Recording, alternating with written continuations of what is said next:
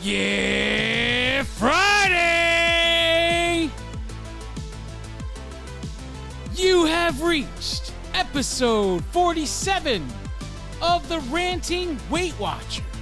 I am your host, Donato Russo. I hope you enjoy the show today. If this is your first time here and you enjoy the show, please like, share, comment, and subscribe.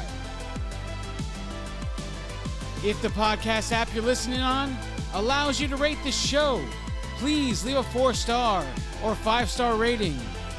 Any rating is greatly appreciated. Man, oh man, here we are, another Friday. Another weekend here, and we are another step closer to our 1-year anniversary of this podcast. But I'm not going to hold you up. Let's get into this. Journey updates. Okay, guys. Not a great week, but not a bad week either. I stayed the same this week.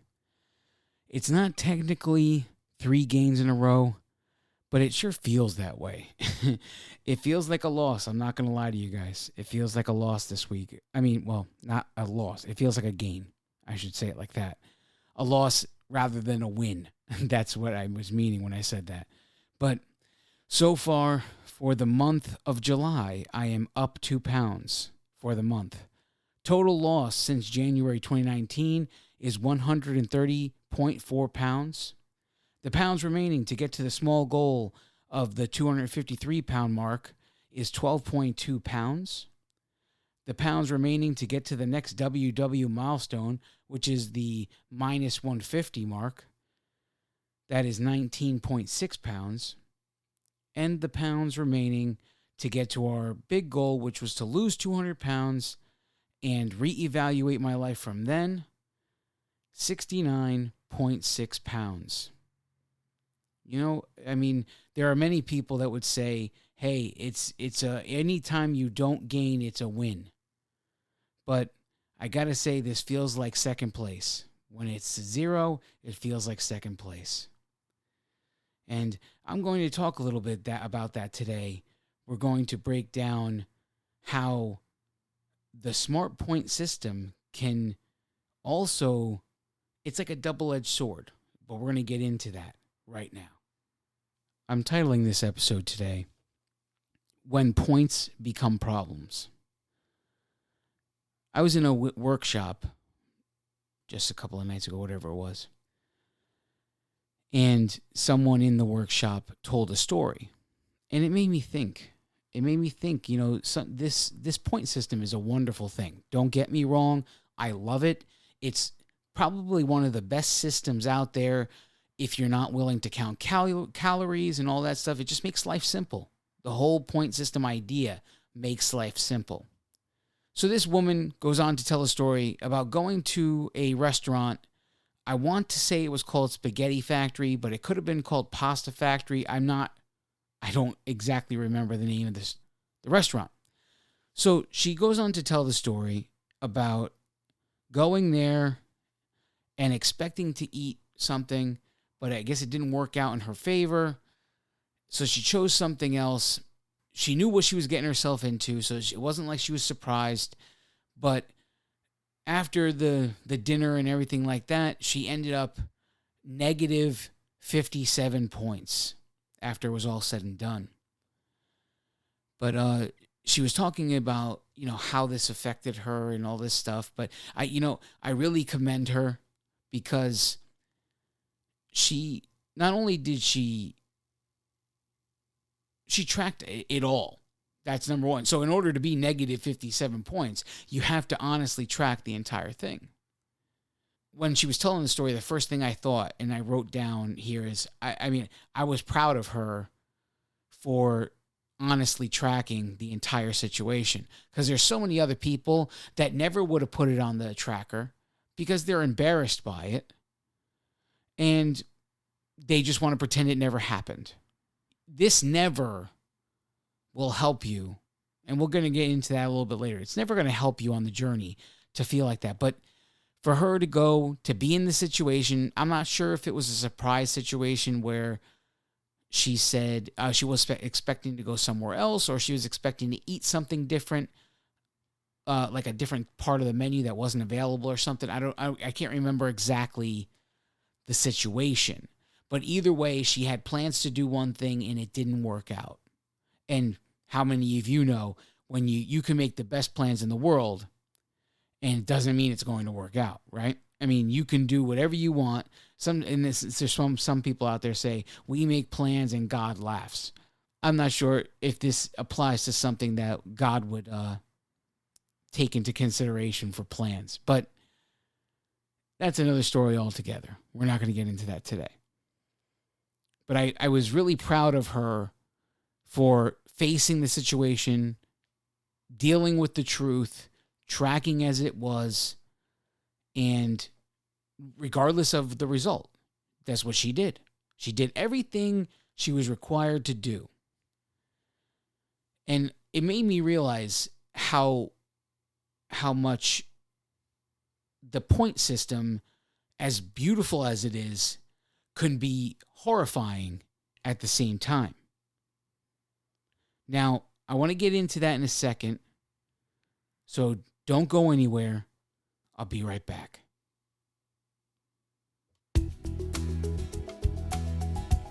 Greetings, ladies and gentlemen.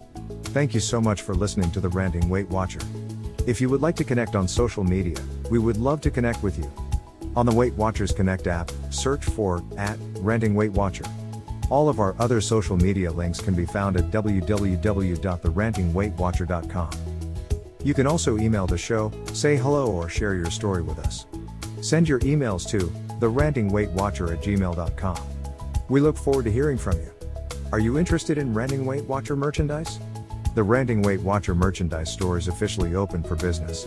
Head over to www.therantingweightwatcher.com, scroll down past the welcome section to find the link to the merchandise store. Thank you so much for your support of the show. If this is your first time here, and you enjoy the show, please like, share, comment, and subscribe. We are proud to announce that the Ranting Weight Watcher has been rated number 6 in Feedspot.com's top 10 Weight Watchers podcasts. Click the link in the show's description if you wish to see the full list. If the podcast app you are listening with allows you to rate the show, please leave a 4-star or 5-star rating, whatever is in your heart to leave. Any rating is greatly appreciated. And now, without further delay, here is the star of the show, Donato Russo. And we are back. Thanks for sticking with me. So, I told you the story in the first segment about this woman going to the pasta factory or spaghetti factory, whatever it is. And I was just thinking to myself as I was writing down, because I was immediately inspired by the story, that this had to be the topic of the podcast this week. How seeing that, could I imagine that? Because this doesn't really happen to me. Because I have my app set up a different way, and I'll explain that in a minute.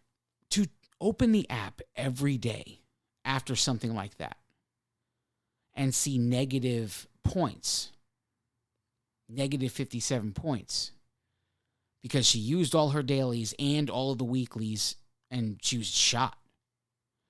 Negative 57 on top of that.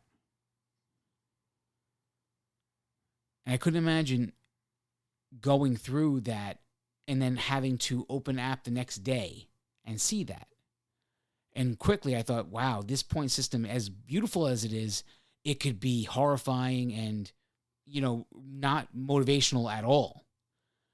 Because every time you open that app, staring at negative 57 points. I mean, I could see that leading straight to the lack of desire. You would not even want to track anymore, at least for the rest of that week, until the whole thing reset. Who here would want to open the app, stare at negative 57, and just track for the day? There aren't many.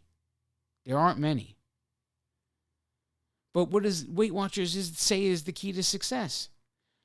Track everything, including 0 point foods. They suggest 0 point foods, but you don't have to, they say. But I track 0 point foods. I believe in, if you're going to do it all the way. right? No matter what the situation, forget it doesn't have to be weight related. It doesn't have to be whatever you're going to do it at 120%. Don't do it half-assed. Okay? So you got to track everything, including 0-point foods. That's your first step. You got to track honestly.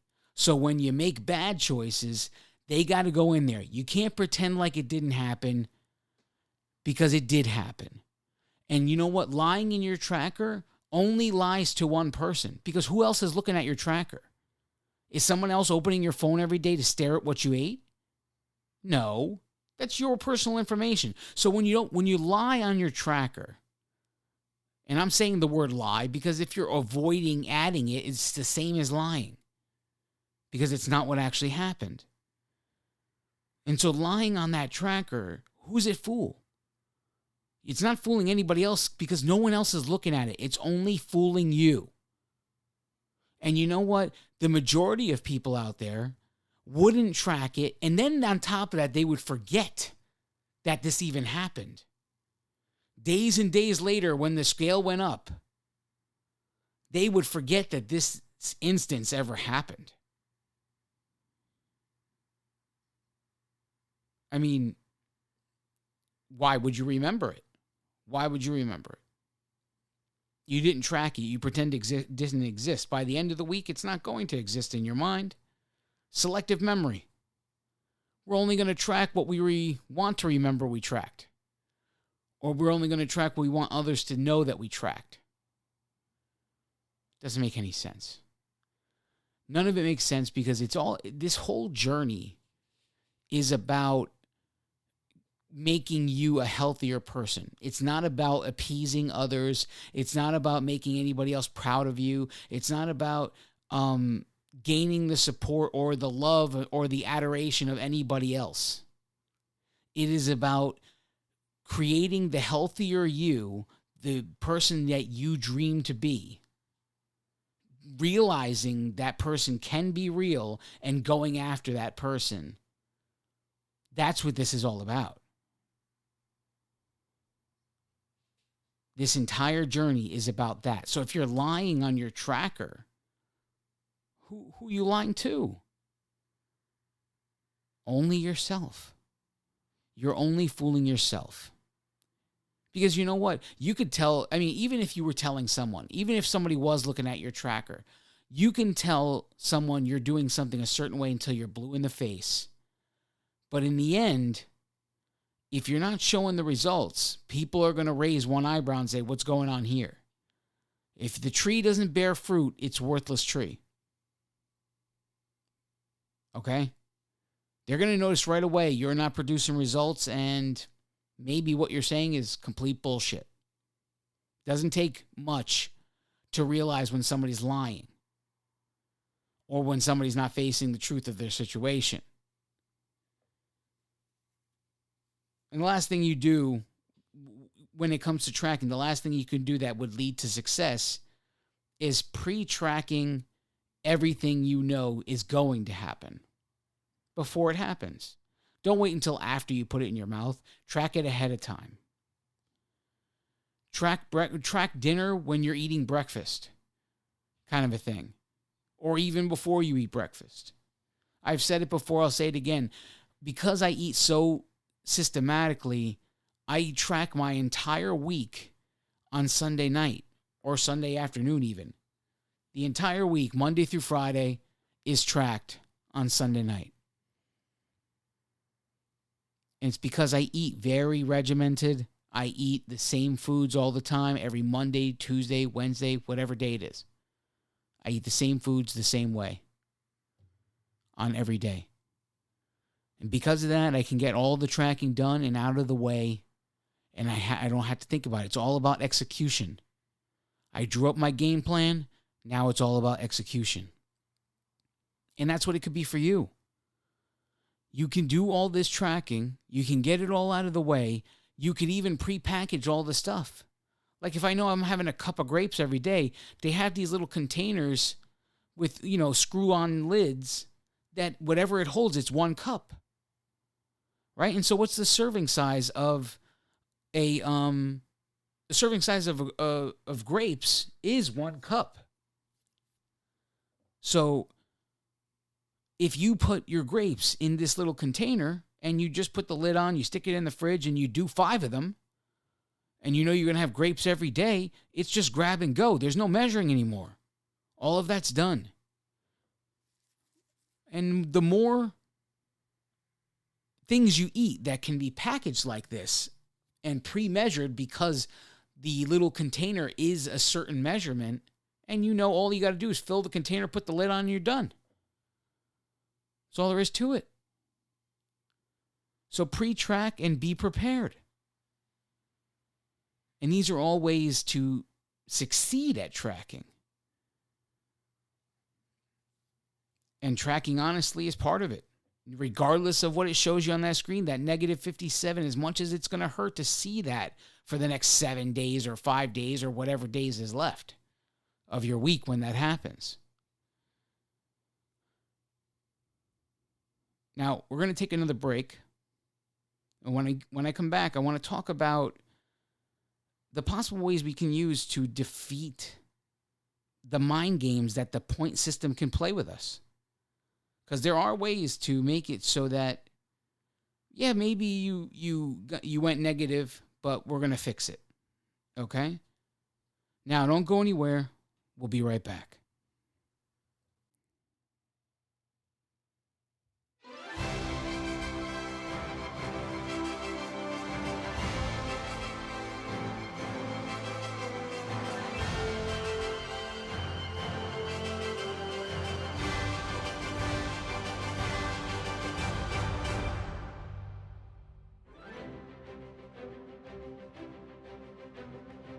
Nothing can stand in my way because I am an unstoppable force. My challenges crumble in my presence because I am so strong. My insecurities no longer have power over my life because I am so confident. My mistakes are my choices, and I am okay with this because I am so intelligent. The mirror and scale can no longer haunt me because I am so beautiful. I can face any circumstance with unwavering support because I am so loved. The demons of my past can no longer haunt me because I now love myself. All things are possible as long as I believe because God is on my side. I will achieve all of the goals, not if, but when, because I have no boundaries. I am the champion of my story because I do whatever it takes to win. No one can take what I've done away from me because I am the author and the hero of my story. I'm coming. Victory is mine. Because I am enough.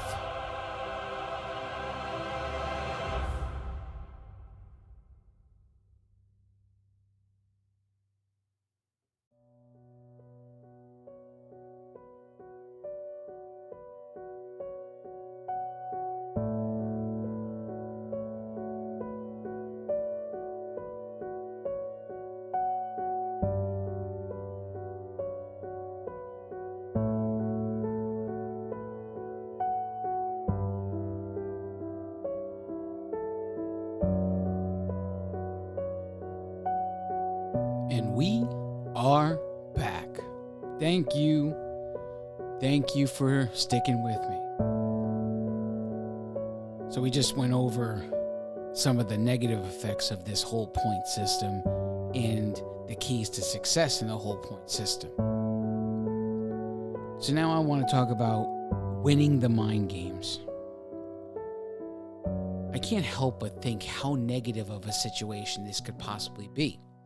This woman it took a lot of courage to admit anybody to admit that they went negative 57 points, because you get however many points per day, plus I believe it was 42 weeklies. I think everybody gets that much. I don't know. Now I'm thinking about it.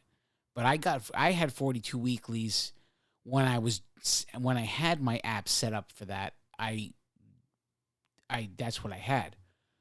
Right? I don't know if it goes down over time or if it's different for people at different point levels or whatever. I couldn't help but think about how opening the app would just be that much more cumbersome, staring at a negative like that and feeling the failure every time you open the app, every single time, no matter what it's for. If you're opening it to go to connect and see people's posts, or you're opening it to track, or you're opening it to look up a food item, you're staring. It's right in the face. It's right in your face. Negative 57 points. The amount of courage it took to face that for the next however many days is admirable, for sure. But really, this is all psychological. All of this entire situation is psychological. Okay? And depending on how, it's like the saying, the glass is half full, the glass is half empty. It's your mindset that dictates what you would say about the glass, right? Okay, so let's take that to the next level and point that toward the point system. What is one thing you can do so that you can not stare at negative 57 points, even if it's only for 7 days? I get it. But even at 7 days, it's a reminder, and it could send you cascading down and have a snowball effect for the rest of the week every time you stare at it in reality. So the one thing we can do to balance this out and make you feel like you've done something to counteract is you can change your app, the settings of your Weight Watchers app, so that you swap out for the Fit Points. Fit Points first. I think it's called food swapping section of the settings area. But Fit Points first makes it so that the weeklies go on the back burner. Okay? And any Fit Points you earn from exercise go there first. So now let's say we're in the situation where negative 57 points. And the way I have my app set up, I don't have to stare at that for the whole week, because I know my app is set to do Fit Points first. So all I need to do is turn on my Fitbit, go for a walk, come back, and maybe when I'm done with my walk, it says negative 37 points. Okay, the next day comes, I go for another walk, I come back, all of a sudden it says negative 17 points. And in 3 days, I'm above water. I'm no longer negative. So what do you think this does psychologically? You went from feeling like a failure in 1 day, and I believe in this woman's story, this story happens right after weigh-in. So it could have been a lunch situation. It could have been a dinner situation, but weigh-in was that morning. Okay? So technically, it's kind of like my cheat night. It happens on weigh-in day after I weigh in. And this is why it doesn't matter to me, because having the Fit Points app, having the app set to use Fit Points first, does something psychologically. Number one, it teaches you the value of the food truthfully in regards to how much work it takes to burn that same food item. It's one thing to say, oh, this glass of wine is 4 points, totally worth it. I'll use my weeklies for that. It's another thing to say, I just walked a half hour and only earned 4 points. Does that wine still look worth it? Are you following me here? And that's only a guess. I'm just throwing out numbers here. If it takes you an hour to earn 4 points, depending on how fast you're walking, what size you are, because the heavier you are, the easier it is to earn fit points because it's harder to move. Okay? You're putting in more effort to move your body because you're a bigger person. This is all understandable. It's like just science, okay? It takes more effort for a horse to pull a trailer that's this weight than it does for a horse to pull a trailer that's a lighter weight. It just is, it is what it is. It's physics. Okay? So in 3 days, because of the way I walk, for me, even less, it's like 2 days, really, that I would have it polished off, and I'm no longer in the negative. And the whole ship is corrected. The entire psychological experience went from being negative 57 points, to not only making up the 57 points by going for walks and doing exercise and do what I need to do, but then to have my head back above water and even earning some of the weeklies back. If you could follow me. So if I went negative 57 and then I earned the fit points to not only take back the 57, but then to give myself additional points. Now, am I going to tell you to go and eat those points as well? No, I'm not telling you to eat those points as well. I'm saying you had 1 day, you indulged, but you also can correct it psychologically by a simple switch in the app. You don't have to stare at that negative 57 and feel like a failure for the entire week. You can go and chip away at it for the whole week, and you could put your walks in. You can go swimming. You can do whatever you can do. Aerobic exercises, step aerobics, lifting weights, whatever you're going to do to earn those points back.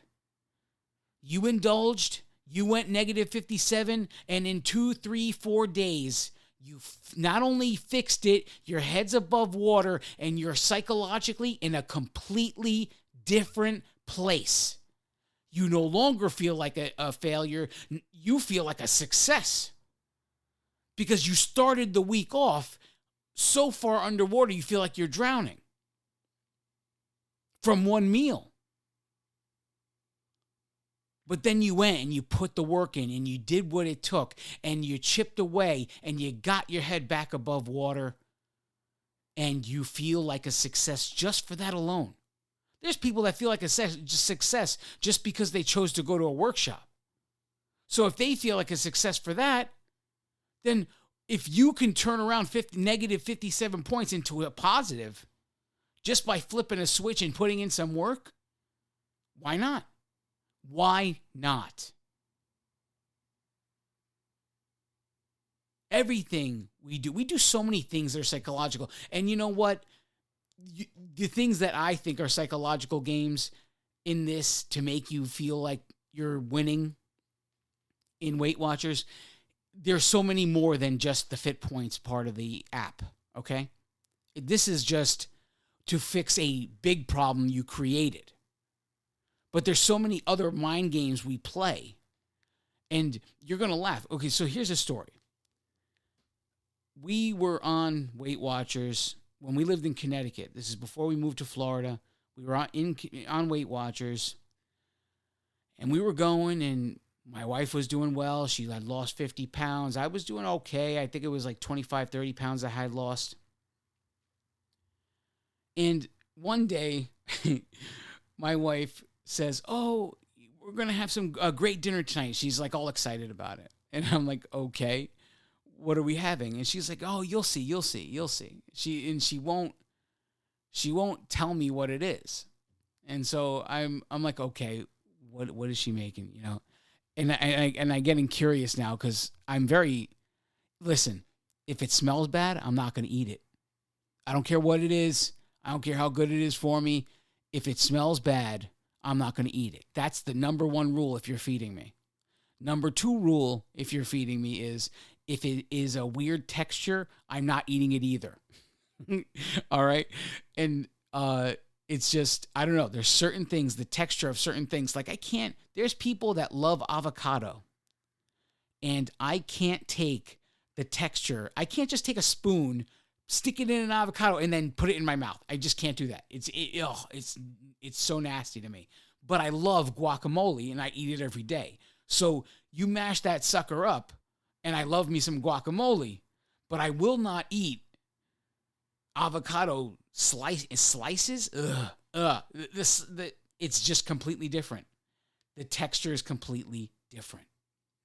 And even the little guacamole, the Sabra singles, right? They're called Sabra singles or whatever. And it's like a single serving of guacamole for 3 points. Sometimes there's a chunk of avocado in there, and I'll get it in my sandwich. And I'm like, I just can't, because it's the texture of the avocado that drives me, I don't like it. And so she's not telling me what she's making. So when she puts the thing down on the table at dinner time, she's all excited. And it looks like, I'm not going to lie, it looks like lasagna. Okay? So I'm like, oh, it's lasagna. And she's like, yeah, it's lasagna. So she cuts it, and once she cuts it, you could clearly see it's no longer lasagna. Okay? I'm like, all right, so what is this really now? Come on, let's be honest here. She goes, it's veggie lasagna. And I'm like, okay, veggie lasagna. All right. I'll taste it. Right? So I taste it. And I think it was made of zucchini, sliced really thin, just like the noodles of lasagna would be sliced. If I remember correctly. I can't remember I think it was zucchini. I'm pretty sure of it. And it had ricotta, it had mozzarella, tomato sauce, all of the stuff that is typically in a lasagna, a cheese lasagna, not a meat lasagna. Okay? So I had all of these things, and I ate it. And obviously, I somewhat enjoyed it because I like ricotta, I like mozzarella, and I like tomato sauce. Okay? So I enjoyed the dish. When I'm done with the dish, she's looking at me. She's like, so how did you like it? And I was like, it was all right. It was good. And she goes, see? And I said, do me a favor. Don't ever call that lasagna ever again. Because it might work for you to call that lasagna. To me, it's just a lie. And it's an insult to lasagna everywhere. Okay? Call it veggie casserole if you want to call it veggie casserole. Do whatever you want to do. But don't call it veggie lasagna. Don't. It's not even in the same class with lasagna.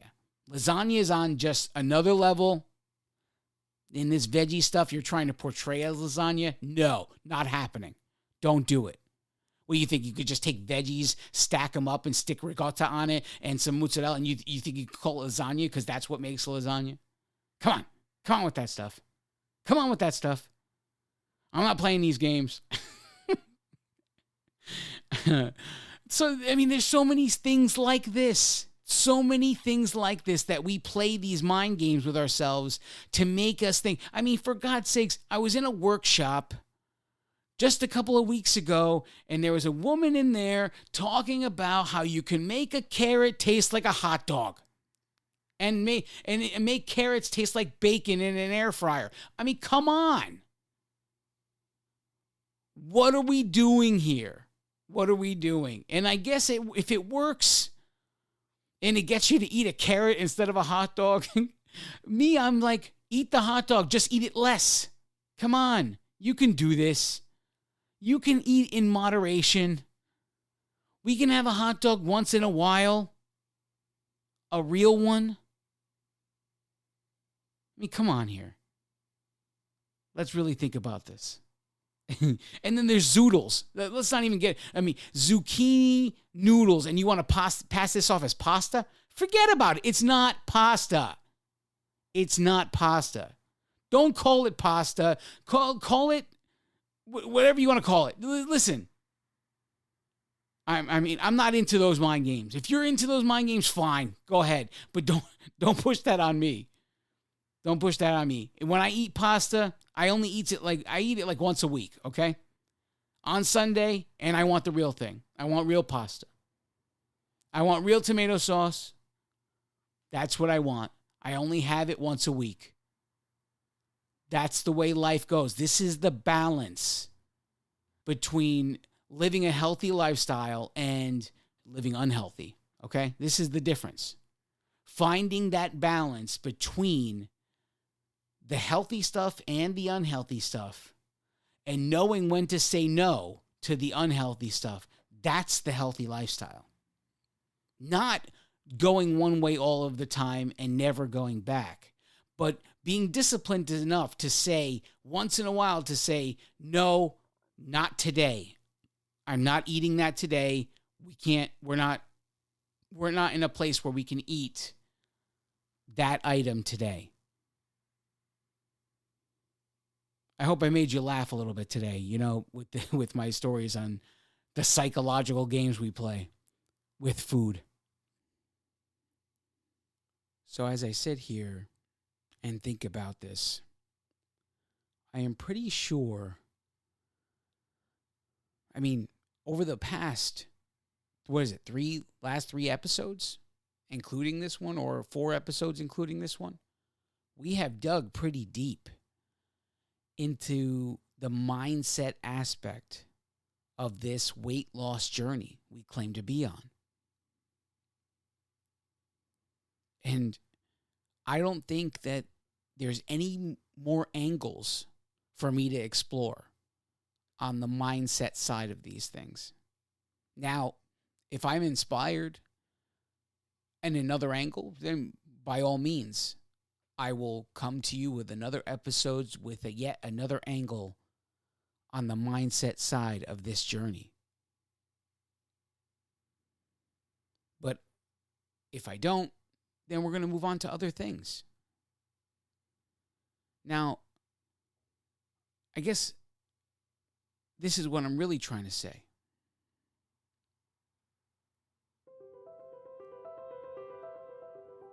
I think I have proven over the past 3 or 4 weeks that the mindset is a major player when it comes to a successful weight loss journey.